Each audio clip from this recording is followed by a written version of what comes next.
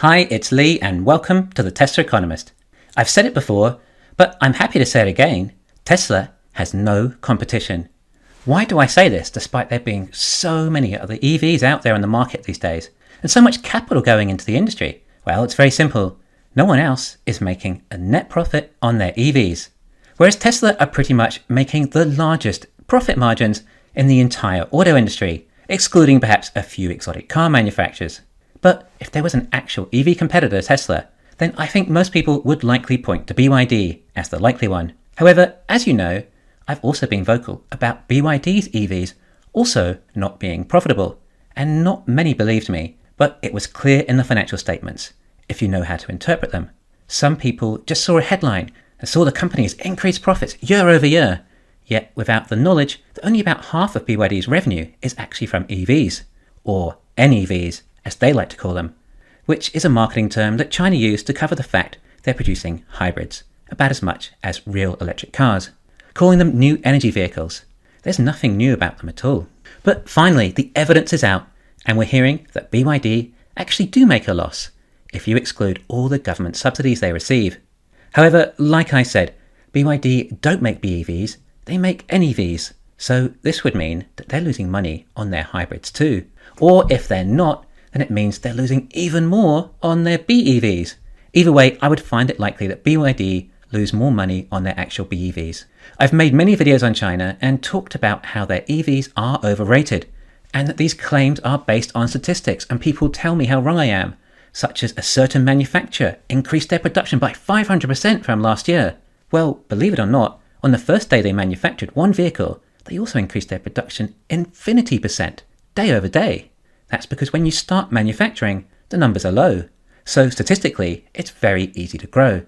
It's when you get up to around 10,000 units a month is when it becomes a real challenge, or something only Tesla can do.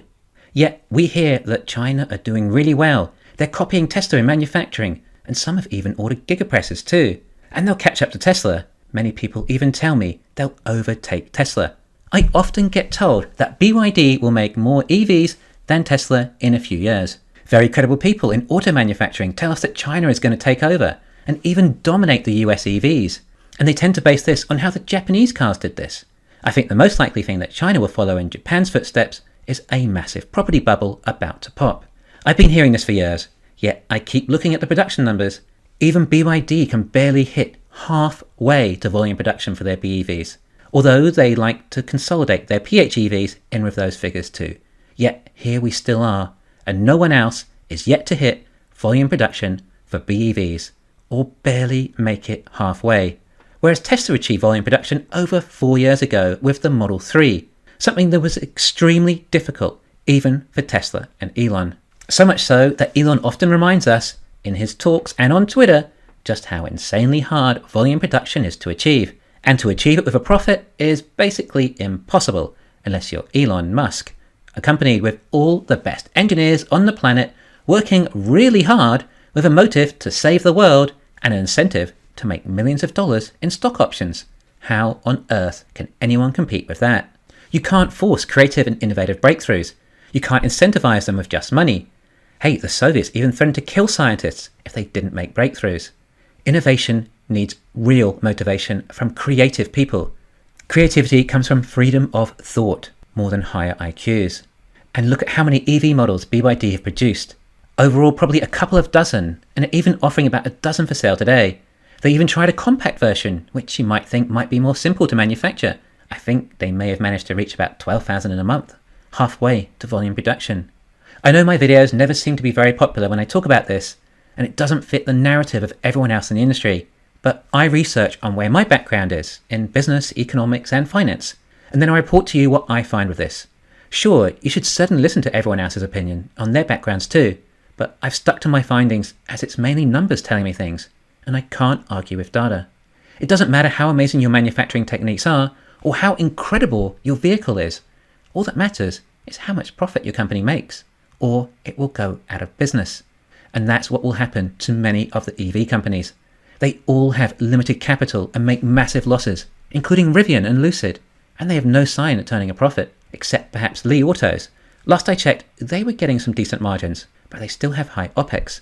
And Polestar couldn't even make a positive gross margin last year. They all have high OPEX, much higher than what Tesla had relative to production numbers.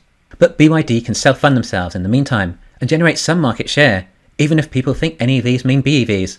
The rest will not be able to, although people tell me that the CCP will support them, which would essentially mean nationalisation, as the subsidies are actually dwindling. I don't think the CCP want to own a ton of massively unprofitable EV companies, with no signs of turning a profit anytime soon.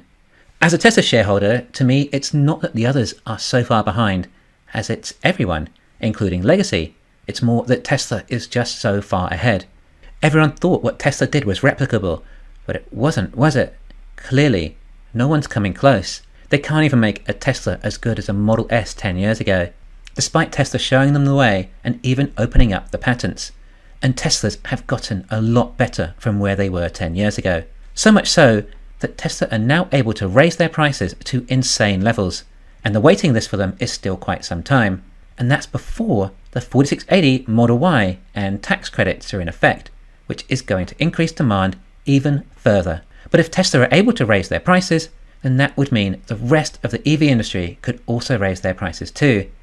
I mean, the Model Y long range was under $50,000, and now it's in the mid-60s. That's a huge raise. Surely now these consumers might consider a much lower cost Volkswagen ID4 or something instead, so much so that Volkswagen could raise their prices. But this doesn't seem to be the case either. Not many consumers are moving to electric because they want electric. It's because they want a Tesla. I mean, in the US, you can buy a Nissan Leaf for under $20,000 with the tax credit currently, which means Nissan have sold fewer than 200,000 Leafs in the US, if that is still eligible. But then imagine BYD in the US with the additional shipping costs and tariffs, logistics, service centres, etc. And not only would they no longer get their Chinese government subsidies, they would also have to compete in the US against domestic cars with a $7,500 credit. This is just not going to happen. Oh, and they would also be losing a massive amount of money on every sale. Oh, and not only that, they can't make enough because they can't hit volume production. I keep saying this, but China will not dominate the US EV industry, not even close. Besides, the biggest market by sales for autos is in China, so it makes much more sense for the Chinese to do what they can in that market and perhaps enter a few other easier markets that don't have domestic auto industries, like Norway or Australia. Small markets, and Tesla will dominate each of those two. But China will have a very hard time in the US and will likely create a very fast bankruptcy if they try. Also, remember when the Japanese autos did succeed in the US, there was not a Tesla equivalent there at the time. So I don't think the competition can raise their prices in order to make a profit, because they don't have the demand. People want Teslas, not electric cars. The other chances EVs have of survival in order to make a profit is, well, if you can't raise your prices, you have to reduce costs. Something Tesla is doing in leaps and bounds, but currently costs are rising for these manufacturers, as they didn't have the economies of scale in order to lock in absolutely massive long-term contracts with their suppliers at low prices from years ago.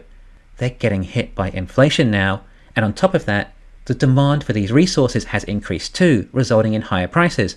They've locked in their production lines and techniques from years ago, and are not capable of building new state-of-the-art factories each year, with further improvements and ways of getting production costs down and production speeds up. Faster production speed is a massive cost saving. The marginal cost of an additional unit dwindles each time due to further economies of scale. But if these manufacturers are only able to achieve halfway to volume production, then that makes it very difficult. Obviously, the main cost of EVs is the battery.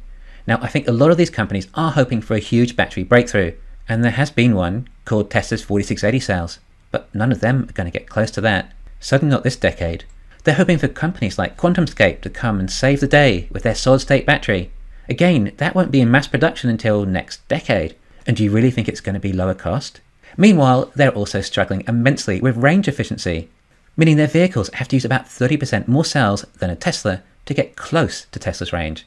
Well, the more cells you use, the more it costs, and the more it affects the ride, performance, and handling. Yes, CATL's new M3P cells are looking promising, but it's not going to be the make or break for these manufacturers, and they're all running out of time.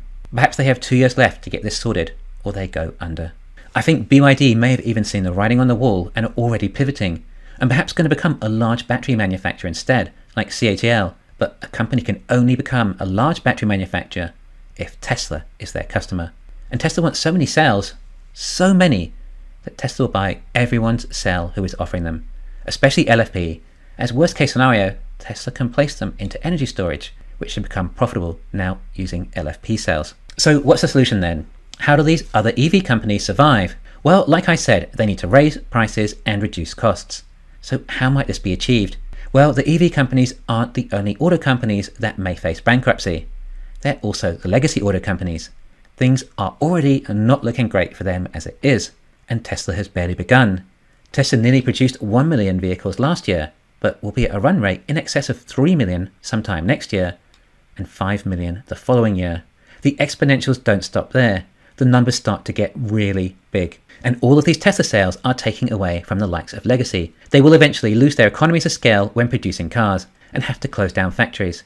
There'll be less supply, which means the prices will rise. Therefore, this might mean that EV prices can actually rise significantly higher, perhaps high enough to really make a profit, along with more consumers coming on board the EV movement and realizing that you can justify spending more on an EV due to all the cost savings you get. I think that is what these EV companies need to do. Anyway, this is what the research in my field has shown me. I'm sorry if it's not the same narrative that the rest of the community feels, but I'm not here for your confirmation bias. I try to be as objective as I possibly can. And even if it keeps coming up Tesla fanboy-esque, that's what the data tells me. I think the industry players are in the scenario where it will be more likely they don't have to outrun the bear, they just have to outrun the competition. Eventually, there will only be higher priced vehicles left, and owning a car will simply be more expensive than it once was. However, depreciation may not be as bad, which was the major expense anyway. BYD are able to fund themselves for what might be a really long time. I can't say the same for the other EV makers. They can't raise much more capital now either due to their low stock prices. Legacy can also fund themselves for the time being until their funding source collapses as the ICE industry falls. It is concerning for the EV industry. It really only leaves Tesla, which means I don't think they can stop at 20 million vehicles a year. Not if they're serious about the transition. There's no one else coming who's going to have the slightest impact otherwise. Thanks for listening. Please hit the thumbs up and subscribe. You can follow me on Twitter and talk to me on Patreon.